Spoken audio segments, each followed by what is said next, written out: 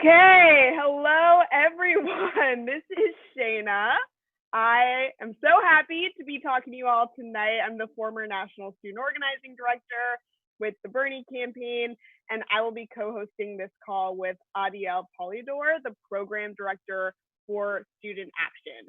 We are going to get started in just a few minutes, and if you're here for the Students for Bernie call with Student Action and VIP special guest, Senator Nina Turner, you are in the right place. And if you're ready to keep leading the political revolution at your school and in our country, then you are definitely in the right place. We highly recommend that you join this call using the Zoom app on your computer. And if you're on your cell phone or tablet, please call in using the Zoom app. You should be able to see the presentation on your screen. If you're not at a computer or on the mobile app, please try to make it there if you can. And with that, I'm going to pass things off. We are ready to get rolling. And Adiel, off to you. Awesome. Hi, everyone. This is Adiel, she, her, hers. I am the program director with Student Action, and I am super excited to get started. So welcome once again to this joint call with Students for Bernie, Student Action, and our VIP guest, the Senator Nina Turner. We could not be more excited for this call and for the hundreds of you that are joining us tonight. That's because this call is about student solidarity, and there has never been a more important time for that. So let's start with some of the big picture context. What's happening in our country right now is no less than generational warfare. The coronavirus pandemic is shedding harsh light on how broken our dysfunctional healthcare system is, and how ready colleges and university administrations are to using this opportunity to protect their bottom line, instead of protecting students and campus workers. The stimulus packages so far have essentially ignored students and young people, as many of our parents have marked us as dependents when they file their taxes, and dependents over 16 haven't received federal checks at all. Students in the class of 2020 are graduating with crushing amounts of debt into an economy with unemployment rates at their highest since the Great Depression. Joe Biden, the presumptive nominee, is possibly the most moderate Democrat out of all of the dozens of people who ran this cycle. He's also the most out of touch with students and young people. And on top of all of that, the climate crisis looms behind the coronavirus crisis as the #1 example of how past generations have failed us and how we will have to deal with the consequences. All of this could be a reason to despair, but instead we're hopeful.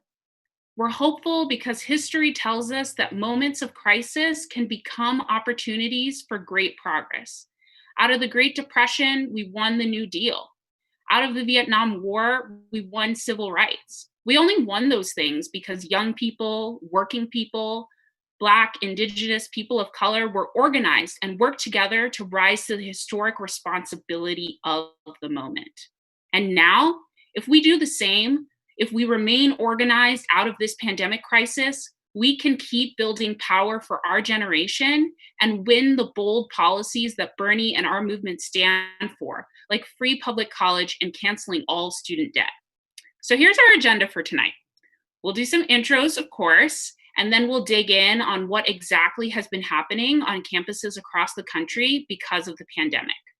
We'll talk about the evolution of the Students for Bernie pressure campaigns that were launched in response to what's been happening on campuses because of coronavirus.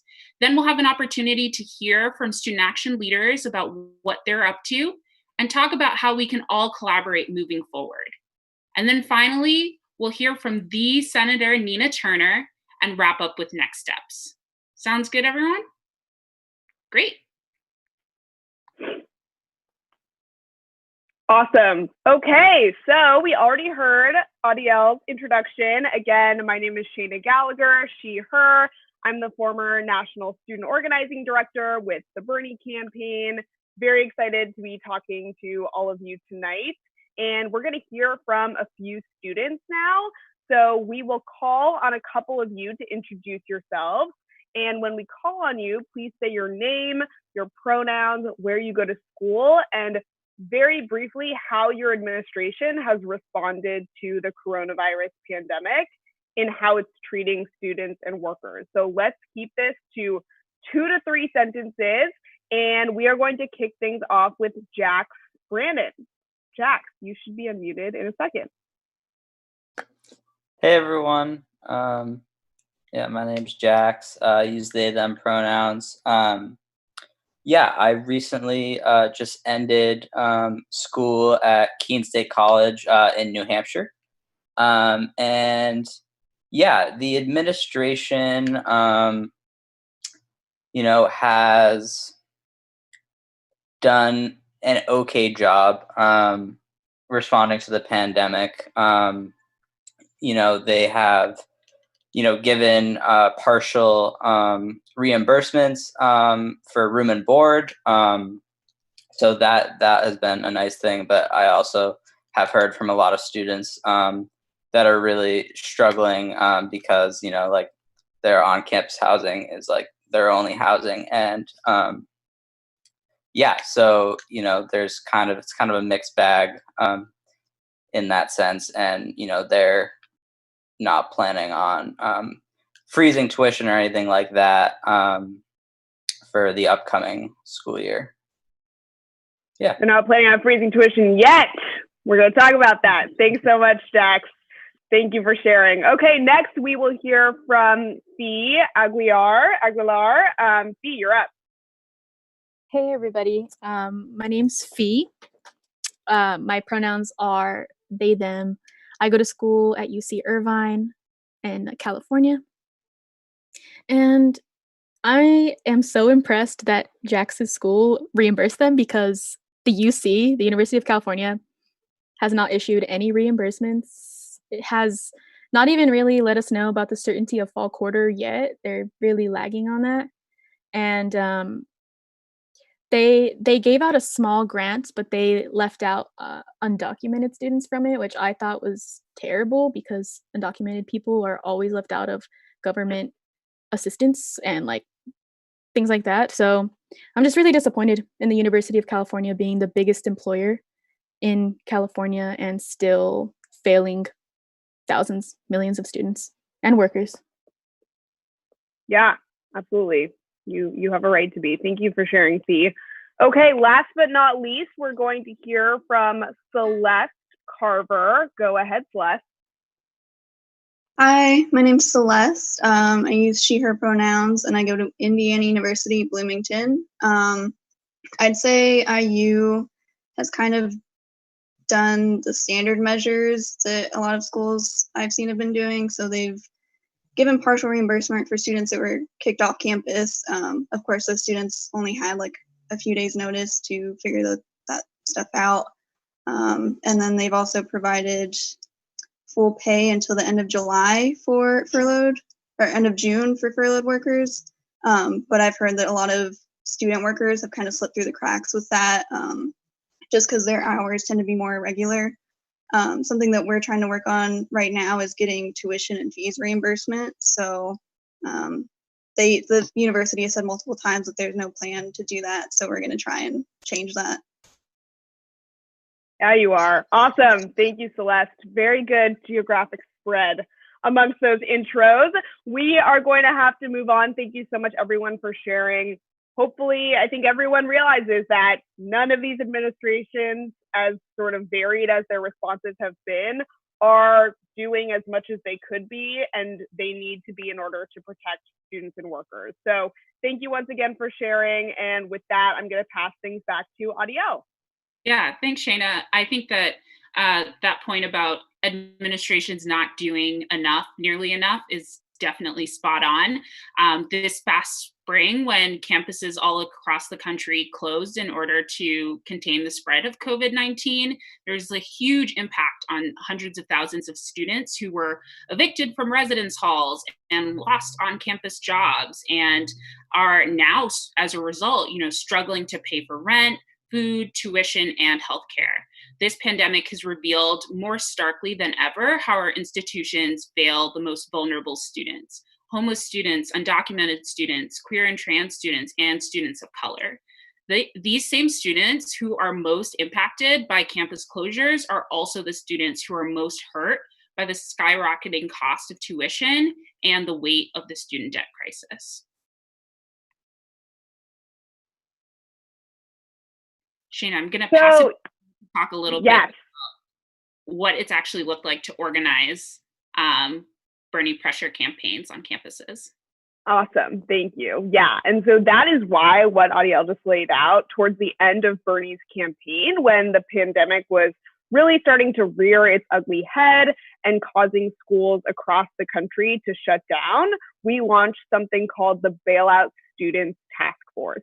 And the purpose of this task force was to train, mobilize, and support incredible students like all of you on this call tonight to run pressure campaigns against your administrations. And the purpose of these campaigns was to win protections for students and campus workers and fight back against the student evictions, worker terminations, and lack of refunds that we've been seeing from so many institutions.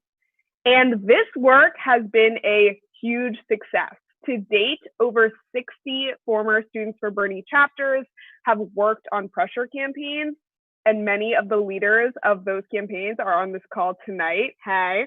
And already some of these campaigns have seen victories. So from Josh, who is a campus core leader at Kalamazoo College, who over there, they've won full pay for campus and student workers for the entire spring semester, which is amazing, and more transparency around the decision-making process during the rest of the crisis, to Kaori at Colorado State University in Fort Collins, who won just compensation for RAs. The point is that these campaigns are imminently winnable, and since we launched the Bailout Student Task Force back in March, we've seen students come together across the country to support each other in this work, and we've seen it pay off time and time again. For about a month now, though, we've been looking for a future home for the Students for Bernie Bailout Task Force. Unfortunately, now that Hannah, Bryant, Jeff, Isabel, and myself and the rest of the former campus organizing team are no longer on staff, we won't be able to support these campaigns forever. But we want to make sure that all of you can still win these campaigns. And luckily for us, and even more luckily for all of you, there is a bold and visionary organization that has been running tuition freeze campaigns and campaigns similar to ours for months now, and that's Student Action. So now we will hear from some leaders at Student Action, the preeminent group in the country that is turning up the heat on college and university administrations to protect their students instead of just profiting off of them. And with that, I'm going to pass things off to Miles and Alexa. Hi everyone, my name is Miles. I go to the University of Chicago. I use he, him pronouns, he, him, or they, them pronouns, and I'm the co-coordinator of our Free College for All campaign there. Hi everyone, my name is Alexa. I use she, her pronouns, and I am at Iowa State University as a base lead for Iowa Student Action. I'll pass it back to Miles. Yeah, so just a little bit about Student Action. We are a national student organization fighting to build power and fighting around a vision for free college for all, obviously. We were founded in 2015 in Chicago by a group of student organizers who really came together around the idea that to fight for issues on our campuses, we had to kind of build national power to fight national issues such as climate change and our failed capitalist system. So obviously right now we're working on our Free College for All campaign, but we're also a part of People's Action, which is the largest community organization in the country. And we're united with them on their People and Planet First agenda, which includes Medicare for all, a Green New Deal, and a homes guarantee.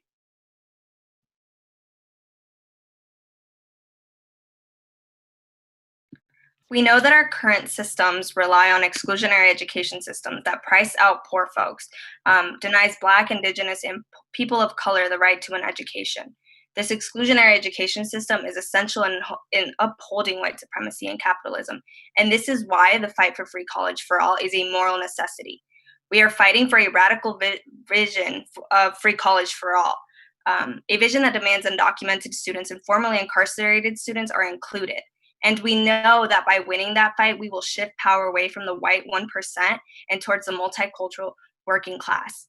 We believe education is a human right, and we also believe that by winning free college for all, we are winning power for our people in what is the broader fight for a people and planet first agenda that includes fighting for Medicare for all, a Green New Deal, a homes guarantee, in addition to free college for all.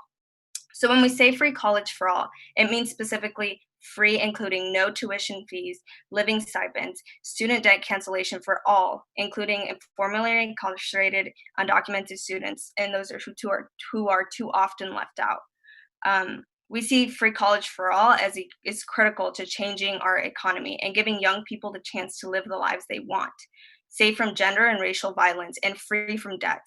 And we're not just in this fight because it's the right thing to do. We're also in this fight because our lives are on the line. There are so many reasons why I'm in this fight. I started organizing because when I was 10, my uncle was deported. I also grew up having to take on so many responsibilities as the eldest daughter in my household because my parents were working all the time trying to make ends meet.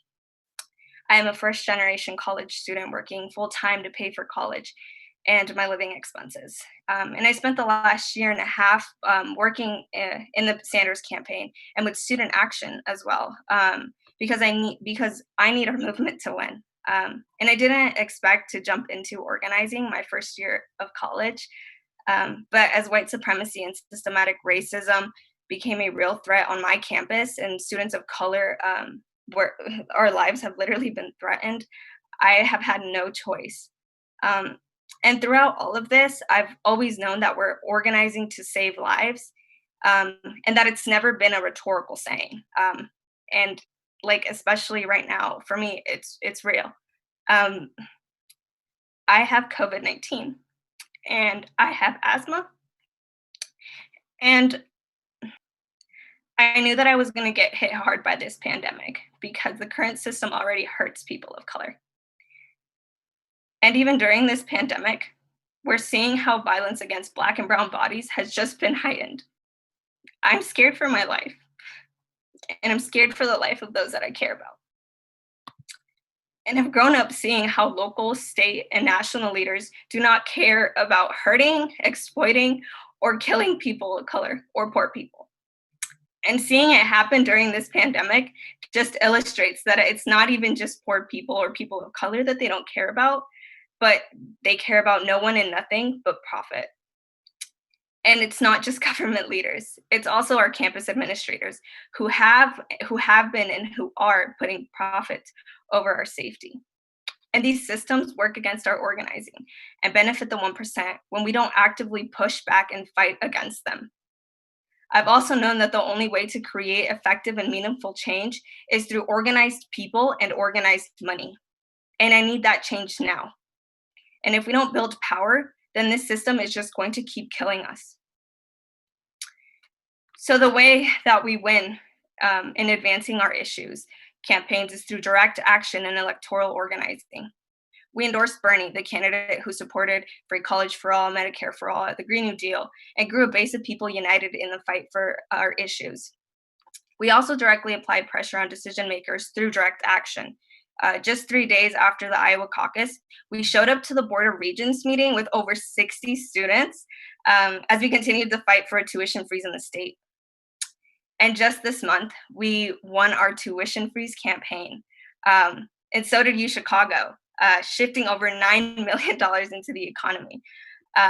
So we know that as we move on these issues, we win.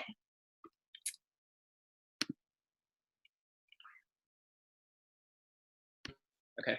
So another key part of our work is deep and transformational leadership development and training. I know for me, kind of when I first got to Chicago, right out of high school, I started to have some self-doubt, and I started being really reserved about my identity as a queer person and my identity as a person of color in a new environment, especially after having lived in the South for a long time. And this immediately started showing up in the way that I came to class and was afraid to talk and was afraid to participate in class.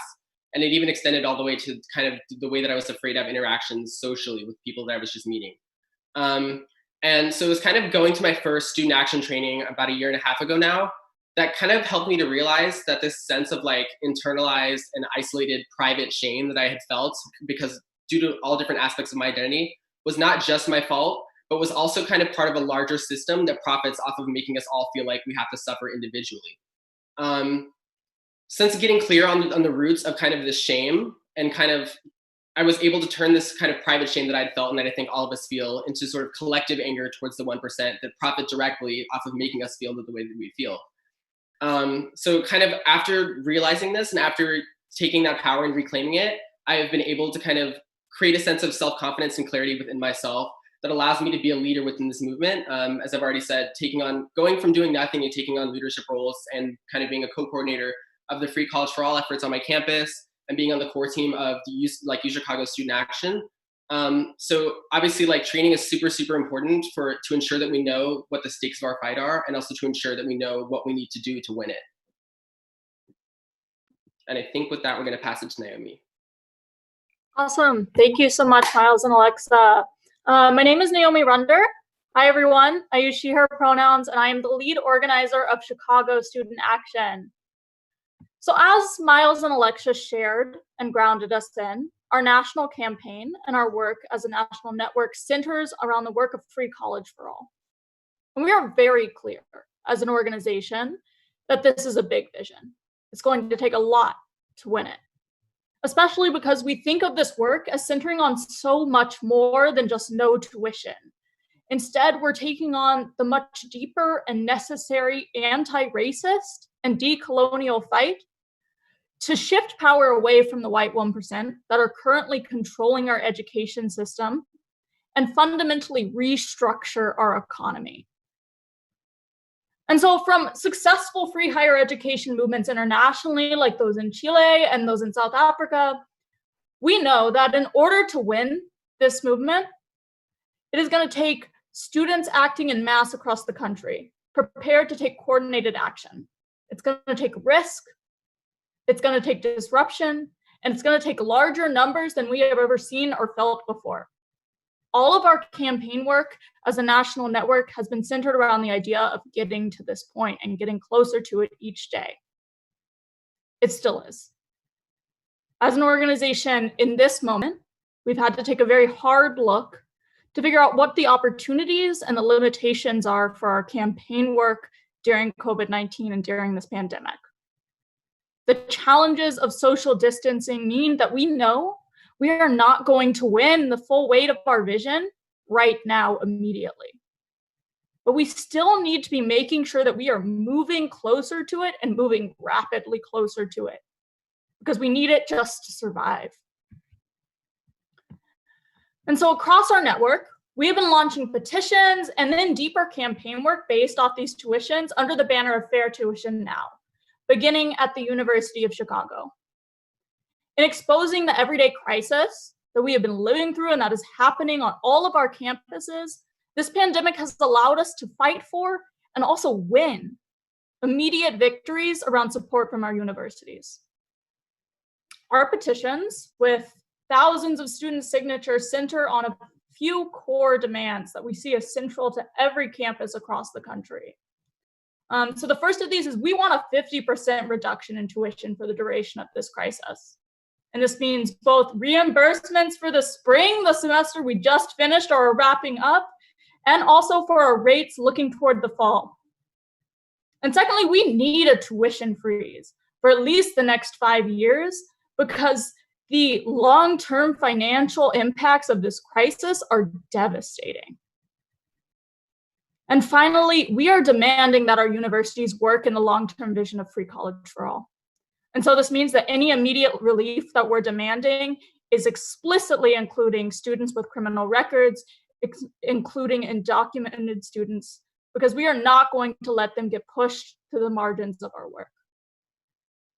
And other demands that are working in this vision, such as like protecting student workers and providing food and housing support, are going to be crucial in varying campus by campus. They'll look a little different, but in getting us closer to this big vision around what our education system could look like. And we've seen this campaign work be successful. It's worked in New Hampshire, it's worked in Iowa, it's worked in Chicago, and I personally believe so much in its power to grow. With petition building across the country, we can bring in these short-term victories that are keeping students actually able to come back to school the next semester. But also, just as importantly, we can build huge lists of people that share our values and share our vision for what our education system should be. And with that, we have the seeds for the national movement we want to build and that we know we need to grow to create. And so with that, I'm going to pass it off to Ross to explain a little bit about our process of collaboration and what that work is actually going to look like. Great. Hello, everyone. So my name's Ross Floyd, and I'm the National Organizing Director for Student Action, and I use he, him pronouns. I am so excited to be on this call today and to be with all of you. So like so many people in our generation, the first time I really believed that we can win a world that's in line with our values was during Bernie Sanders' campaign for president in 2016. During that campaign, I was a freshman at Grinnell College in Iowa. And after being so inspired by Bernie's campaign, I went on to start an organization with Student Action called Iowa Student Action. Over the next 4 years of my time in Iowa, I built that organization from the ground up to be a network of students on 5 campuses with now 2 full-time staff and 3 part-time fellows. So I know firsthand just how powerful it is to take the enthusiasm, the energy, and the local work that can be started by Bernie's campaign and plug it into a national network and organization like Student Actions and use the methodology, the training program, and the network of support to build long-term student power. So I'm so happy to talk to all of you about just that today. So as Naomi mentioned, these are weird times for student organizing. And we have to shift our orientation around how we want to build power and how we want to escalate our campaign. So I wanted to start by going into our 3 priorities that actually shape the structure and timeline we want to use to be able to connect with all of you on your campuses and start campaigns for fair tuition now and free college for all where you're at, where you study, where you live. So our first priority in this moment is to expand the base of support for free college for all. So while we've lost a lot of the tactics we were accustomed to on campuses to do base building and direct action tactics, we've gained an incredible opportunity to use distributed action and digital organizing to reach people across this country who we were never able to reach before. And so we really want to be expanding this campaign into more states and more campuses in the coming months. The second top priority is we want to unify local campaigns with a national organization and movement for free college for all. So now more than ever before, we can truly feel that the local and the national are critically interwoven. Nothing like a pandemic shows that I can't be free unless everyone else on this call is free. I can't win free college for all unless everyone else on this call wins free college for all. And so we want to be creating and holding spaces nationally for students across the country to get on together, talk, build relationships, and advance their work together. And lastly, as Miles said, leadership development and training is such an important part of our methodology. And so we're only going to double down on that now when we know ourselves and so many of you are feeling isolation and loneliness and searching for a way to make meaning out of this moment more than ever before. We're not going to turn back on our commitment to training. We're going to double down on it. So if we go to the next slide, that informs the monthly structure that we're using to build out our campaign for free college for all and what we would love for all of you to be a part of. So locally, as Naomi said, we want to be distributing petitions that come with an action toolkit that you can use to start to build momentum around your petition and lead yourself to victory. And a key part of that is we're going to be holding open meetings that you can schedule through that toolkit twice a month with Student Action organizers. Folks who have been in this work for years, who can help mentor you, give you advice, and who you can just ask basic questions and rely upon to be a real co-conspirator in your local work. Organizing is tough and it's impossible to do alone. So we really want to be there for you and be a support system and have a face and a person that you can call and get support from. And then through that petition and action toolkit, we're looking to start launching local base building and list building with that petition across the country. And that action toolkit will also have action items that you can use to start engaging your local decision maker, to start applying pressure and actually winning free college for all. So then nationally, I think most folks who were with Students for Bernie are familiar with the concept of action calls, but once a month, we want to hold space for people across the country to get on and actually take digital action to pressure a local decision maker at one of the bases in our network to stand up and pass the Fair Tuition Now campaigns. So that can look like 200 students calling into a president's office at the same time, demanding that they stand on the moral side of this moment. It can look like organizing email blasts. So we're really excited to roll that out. We're also going to continue to hold national town halls, more interactive than this webinar, where people can get on and start to share their experiences, get political education, and continue to move the work. And again, we'll have consistent trainings. So wrapping up on the last slide with the immediate next steps that we want to plug people into. First is obviously this town hall, super critically important, and you did it, you're on it, so good job. And then next, I would say, with the exception of the incredible Senator Nina Turner, who we're about to hear from, the most important part of this meeting is you fill out this interest form, which we are dropping in the chat right now.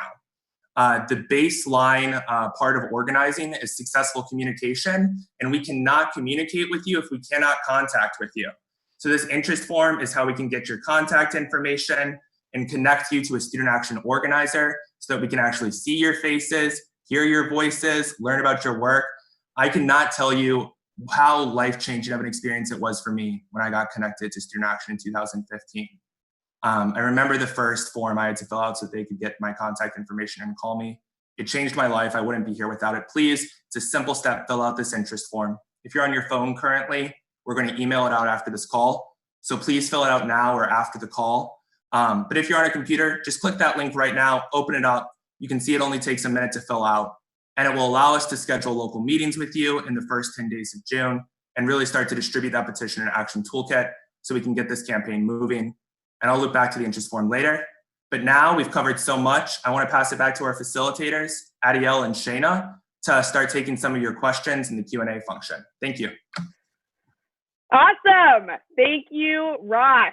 That was badass. And many of you know that I'm only here and do this work full time as a career because I was a student organizer my 4 years in school, grinded away like all of you are. And I'm just so grateful and excited that so many of you are going to keep doing the work, and grateful to Student Action for continuing to guide us. So like Ross said, we just covered a lot. We're going to pause right now for some questions. So we've already talked about the big picture context for this call, including how college and university administrations, there we go, have been mishandling responding to the coronavirus pandemic, and basically how we all have a right to be really angry, but that's all the more reason that we need to work together. We've covered the evolution of the Students for Bringing Bailout Students Task Force and of Student Action and their pressure campaigns. And we've also covered how we're going to join forces and what to do next if you want to make sure that you can either win the campaign that you're running by teaming up with Student Action, or support students across the country to win their campaigns if you're not running your own. So if you have a question about any of this, now is the time. Before we hear from Senator Nina Turner, please type your question in the chat and we'll read it out. I believe there's actually a special Q&A section that a few of you have found. So I'm just going to give us a couple moments to type in your questions. Okay, I'm seeing some great ones already. It looks like Sid said, as a transfer student who is transferring this fall, is there the possibility to be revoked admission if I were to be openly, loudly voicing against the mishandling of this pandemic? That is a good question, Sid. I don't know if anyone here who's representing Student Action has experience with that. I think you'd be pretty safe to transfer or to, channel your frustration onto the university that you're leaving, Sid, maybe not the new one that you're going to. But if anyone else has thoughts on this, feel free to chime in. I'll read that out again. So basically, people who are concerned about retribution from their administrations.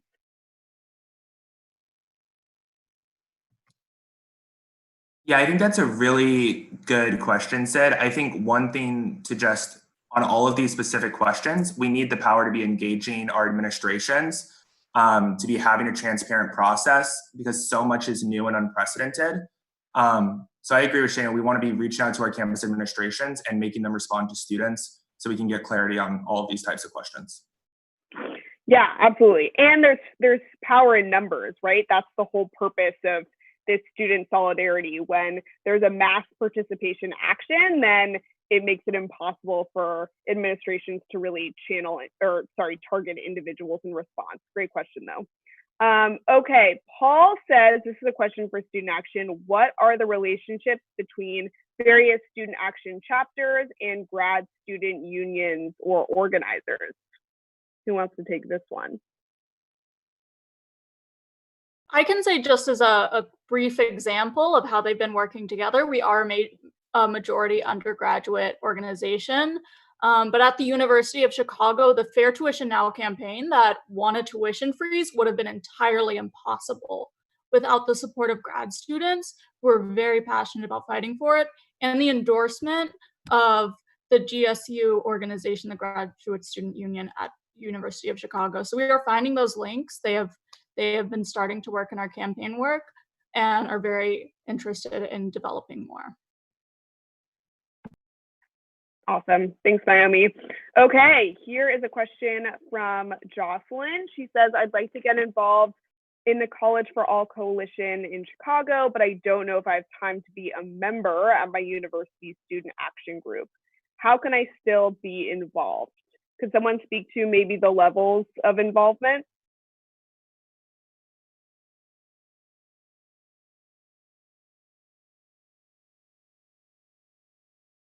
Naomi, you're the organizer there, so why don't you let them know what you're looking for in Chicago? Okay, awesome. Me again. Yeah, I am the lead organizer of Chicago. Yeah, our work here is very much guided by like student capacity, and creating like a real part of our leadership development is creating a specific role that's going to work for you despite your capacity. And the great thing about the work we're running now with petitions is that there are very brief ways to be circulating and amplifying the campaign work driven through the petition that is not going to take up like all your time as a student who is struggling to survive during a pandemic. But we definitely have tiers and would love to follow up. Awesome. Okay. Thanks so much, everyone. We are going to have to move on. If you did not get your question answered just now, if you're a Students for Bernie alum, feel free to DM me on Slack and I can help answer that question for you. Otherwise, you hopefully have contacts at Student Action already. But now we are going to move to the moment that we've all been waiting for, which is to hear from Senator Nina Turner, who many of us know served as national co-chair of the Bernie Sanders 2020 presidential campaign and is a former state senator from Ohio and a former professor of African American history. And prior to joining the Bernie Sanders 2020 presidential campaign, the senator led the grassroots organization Our Revolution, which Bernie founded after his 2016 campaign to revitalize American democracy and empower progressive leaders. While having significant political experience as the president of Our Revolution, former Democratic Party co-chair, former state senator, and city councilwoman, the senator's true gift, as I think we all know, is oratory.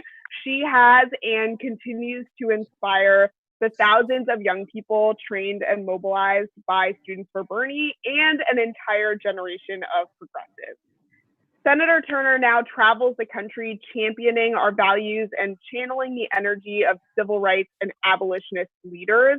And her goal is to raise the political consciousness of the nation, inspire Americans to see one another's humanity, and to pursue justice at all times for all people. Lastly, I'll just say that since the day I was fortunate enough to meet her on the campaign, I have often told people extremely seriously that when I grow up, I want to be Senator Nina Turner. I'm sure I'm not alone in that. And we are so, so grateful and honored to have her join us tonight. So with that, I am thrilled to introduce Senator Nina Turner. Thank you so much, Shana. That was so amazing. It's such a pleasure to join Student Action and Students for Bernie. I am so excited that you guys are still organizing right now, even in the midst of the heaviness. I did have an opportunity to listen in on some of what was said, and I'm so glad that Ross actually acknowledged that we are in a moment of heaviness. But you all are on the right pursuit, you're on the right track, because even in moments of heaviness, those of us who are blessed enough to have the opportunity to still think, to still feel, to still plan, to still organize, because we are going to come out of this at some point. And so we ought not waste any time being at the ready. So I'm so proud of you guys so very much. I want you to know that organize, organize, organize. If you don't remember anything else I've had to say tonight, it is all about organizing and making sure that you stay strong as a group. And I really love that you are continuing to fight for college for all, for making sure that there are tuition freezes. I understand that you guys have had some victories in a few states now in making sure that students are getting what they need and what they deserve, that you are holding the administration of your institutions accountable. I did hear the question about whether or not there would be retribution. You guys should organize. That's why organizing is very important, so that not one person can be singled out. The administration at your various institutions have an economic and moral obligation to do what is right, especially given what is happening in this nation and in the world. And it will go a long way if they will do right by students right now. There will be future students coming to those institutions, and it is best that they do the right thing in this moment. This is going to be a learning experience for everybody. And so I shudder to think that there are administrations in this country at institutions of higher learning who would not put students first, who would not put professors first, who would not put the mission of ensuring that students are not saddled and have to worry about things and their parents during this particular time in our nation's history. And sometimes we can't count on folks to do the right thing just because it's the right thing to do. And that's where organizing and protest and activism comes in. So I'm so glad that you are doing what you can, where you are with what you have. You know, I am a quote person, as many people know. I know Shana knows this, Ross probably knows this, Adele probably knows this too. And I was thinking about one of the great organizers in our nation's history, Asa Philip Randolph. There are any students of history on this call, you know who Asa Philip Randolph is. He was the leader of the Brotherhood of Sleeping Car Porters, organizing Black men in particular who worked on the railroad. And I have a quote from him that I want to share with you. Ironically, I don't have this one memorized, so I'm going to have to read it to you. He said, "A community is democratic only when the humblest and weakest person can enjoy the highest civic, economic, and social rights that the biggest and most powerful possess." The part of the work that you are doing right now is to ensure, through the seeds that you are planting, through your labor, that it encapsulates what Mr. Asa Philip Randolph was talking about, that this society is only great. Our nation is only great. This world is only great when the weakest, humblest person has the same access as the person who we define as being the most powerful and the greatest. The least among us shall be the servant. You know, I come from a spiritual background, and I really do believe that. To whom much is given, much is required. And it is unfortunate that in this time, in this day and age, that the whole notion of predatory capitalism and the whole notion of who has the biggest titles, those are the people who have the most access and the most reach. And they do that at the expense of people who are not as titled, people who don't have as much reach. And we have to change that and turn that around. And there have been many great leaders throughout the history of this country from all walks of life. There are great leaders among you now. You are great leaders in training. You don't have to have a fancy title to make a difference. The Reverend Dr. Martin Luther King Jr. once said that we all can be great because we all can serve. Congresswoman Shirley Chisholm once said that service is the rent that we pay for being here on earth. And I have a Turnerism. Titles are good. They get your phone calls returned. Titles are good. They get you in the room. Titles are good, but purpose is better. And we need more purpose-driven people who have titles, who don't forget where they came from and don't lose their ever-loving minds when they get there and forget the least of these, our sisters and brothers. And so that is why I continue to stay encouraged, because of students like you, the Student Action and Students for Bernie, who are using your synergy and your energy to make this world a better place for yourself. It's all right to be a little self-interested. You ain't got to be selfish. It's okay to be self-interested. You're doing this for yourself right now in your time, and also for students who have to come before you. So you got to continue to stay together, stay close, and you have to organize. It is the right thing to do to make sure that everybody in this society who desires to go to college can go and not worry about graduating with debt in one hand and a degree in the other, or having people who have parents who agonize over whether or not they can actually send their children to school, to college. That should not be a reality, especially since last year, President Trump and the Republicans gave the wealthiest folks, and I'm talking about ultra wealthy people. Wealth is not a bad thing. Hear me and hear me clearly. I was born poor. I'm not trying to die poor. Hello, somebody. Wealth is not a bad thing, but excessive greed is. And if you make your wealth off of the backs and the necks of people, if people's lives are destroyed because of your wealth, or they don't have the opportunity to live their greatest greatness because of excessive greed. See, we're not fighting against wealth, we're fighting against excessive greed and predatory capitalism. If that is the way that you are making your money, then something is wrong with that. If parents in this country and aunties and grandmamas and whatever type of family configurations that we have in this country cannot look into the eyes of their children and their young adults and say to them, baby, one day if you want to go, you can go to college. Something is wrong. $1.6 trillion tax cut was given to folks who have the most in this country last year. That is about the same amount it would cost to cancel student debt. Hello, somebody. So it's not a matter of whether or not we have the money. We have the money. We are a hegemon nation. The issue is whether or not we have the political will. And unfortunately, there are too many people with fancy titles in that Congress. A man who's a megalomaniac in the White House, who does not understand that it is vitally important not to be bailing out Wall Street at the expense of Main Street. Hello, somebody. But I am so glad, I feel so encouraged, not just because I get a chance to participate and use my gifts in this movement, but because there are millennials in the house and Z's in the house. Hello, somebody. Y'all gonna change this whole thing around. And by the time you are grown, as I told some of the organizers in this call, I call the grown folks, those are 45 and up. They just shown up grown folks. By the time you become a grown person, hopefully the mentality of justice that your generation has, hopefully the value system that your generation has, from Medicare for all to canceling student debt to making sure that people make a $15 an hour minimum wage or more by then, to having a Green New Deal, to doing something about a criminal justice system that is unjust in every single way, a nation that guns down Black men and Black women at will, that does not understand that absolutely Black lives matter, a nation that refuses to pay our essential workers what they essentially need. If it wasn't for them, we wouldn't be able to function right now through COVID-19. What I am inspired by is the fact that overwhelmingly your generation gets it. Now, your generation is not 100% perfect. No generation is, but by far your generation gets it more than the generations who have come before you, so that when you are grown, I see the tide turning. And I believe before I leave this earth, we're going to see some great things happen because of young people like you.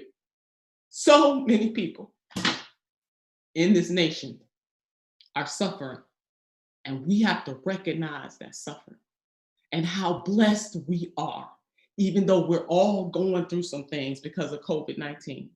There are people who don't have a roof over their head. There are people who have not even gotten their unemployment checks yet. Meanwhile, back at that Congress, they continue to bail out the people who don't even really need it. And that is why a movement like yours is needed, not just in in student organizing for what is happening at your various colleges and universities. But we need you to step outside of that and join other movements for social, racial, economic, and environmental justice. This world needs you.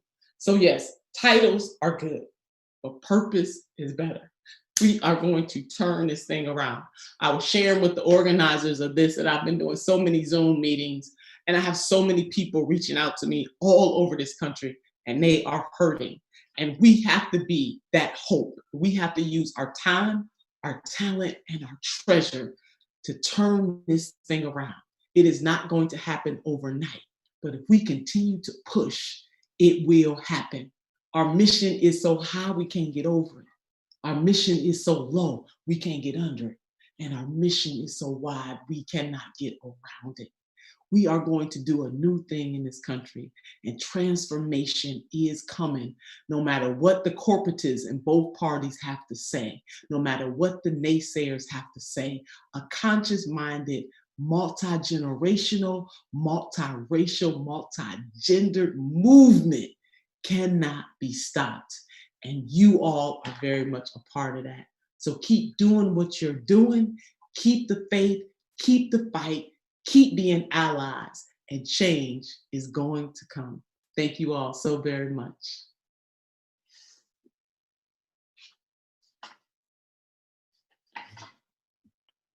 Thank you. Thank you so, so much, Senator Anita Turner. We are so excited to have you. Oof, chills every time. All right, I am going to pass things back to Ross to reiterate what our next steps are. Yeah, when I found out I was going to have the role after Nina Turner, I don't know if I've had a sadder moment in my life recently. Hello, somebody. Come on, people feel that. But it's good because it's a 30-second piece. So purpose is a critical thing our generation needs. We just heard the senator say it, and we've heard so many stories from leaders about the work, about our lives, and about our feelings in this moment of quarantine and a global pandemic. It is important that we're able to connect with each other. It is important that we're able to build power together, and it is vital that we win together. Getting on this call is great. It does not build power, it does not build a movement, and it does not lead to victory if we can't connect after this call. So please pull up the interest form that's in the chat again. Please fill that out. It is vitally important that we're able to get in communication with each other, that we're able to build power together, because we need to win together. And we'll be sending out that link, this slide deck, and information to join our Slack in an email to everyone who was on this call as soon as we get off tonight. So thank you so much. And I'm going to pass it off to the woman I am so proud every day to call my program director, Adiel Polidor, to close this out. Adiel. Thanks, Ross. And thank you everyone for being a part of this call. That's a wrap. We are so honored and excited to keep organizing alongside all of you and keep powering on the political revolution so that we can win big for our generation. The choice is ours. Bernie is out of the race, but even if he had won, we always knew our work would only just begin when he took the White House. Now we can choose to take the course of history into our own hands and keep organizing together in solidarity with students across the country, or not. Whatever we choose, the clear reality is that if we don't act, no one will. It really is up to us. And we're ready to rise to that responsibility with all of you. So thank you, everyone, and have a good night. Woo! Thanks so much. Bye, y'all. Bye, everyone. Feel bad.